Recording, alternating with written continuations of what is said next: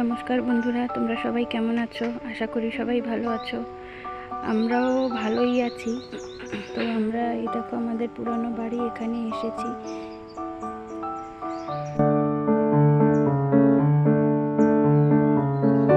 Long blog, যেটা আজকে অনেক দিন পরেই আমি এটা দিতে পারছি।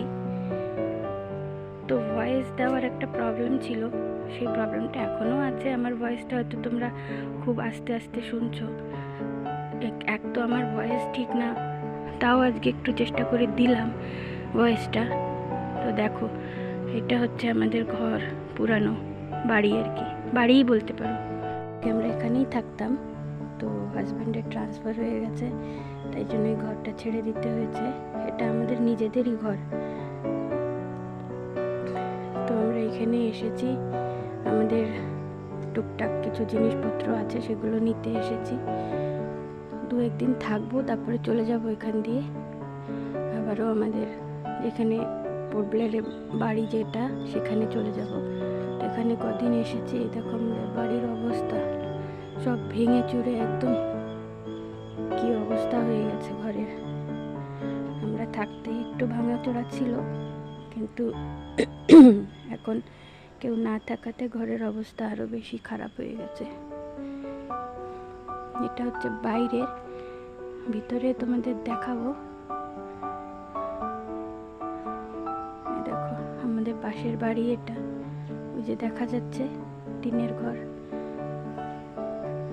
এটা হচ্ছে আমার পাড়ারই একটা পিসিমাদের বাড়ি।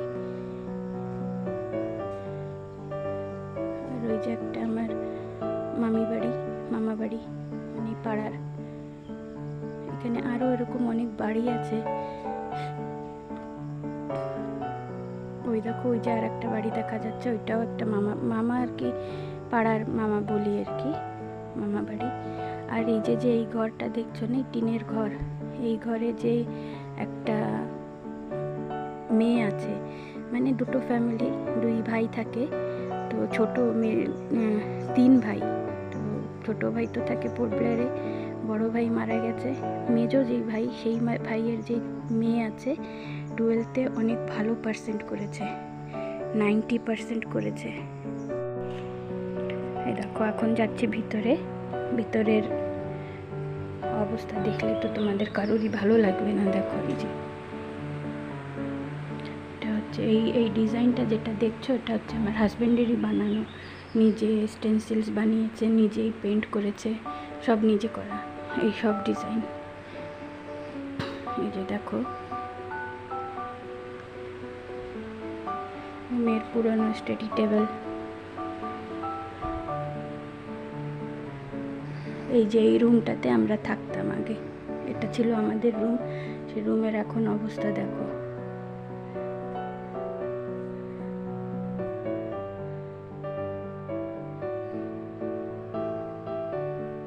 সব ছড়ানো বড়ানো, একদম কি অবস্থা। এরকম ঘরে কেউ থাকতেও যাবে না, কিরকম হয়ে গেছে ঘরটা।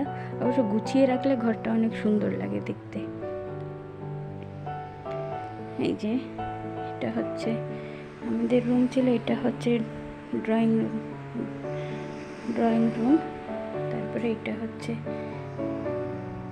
এই যে টেবিল টুবল সব আছে, মেশিনও এখানে একটা আছে, ওয়াশিং মেশিন। এই যে এখানে আমার শ্বশুর মশাইয়ের রুম, শ্বশুর থাকতেন এখানটায়। তো সেই রুম একদম খালি করা হয়ে গেছে, একদম খালি।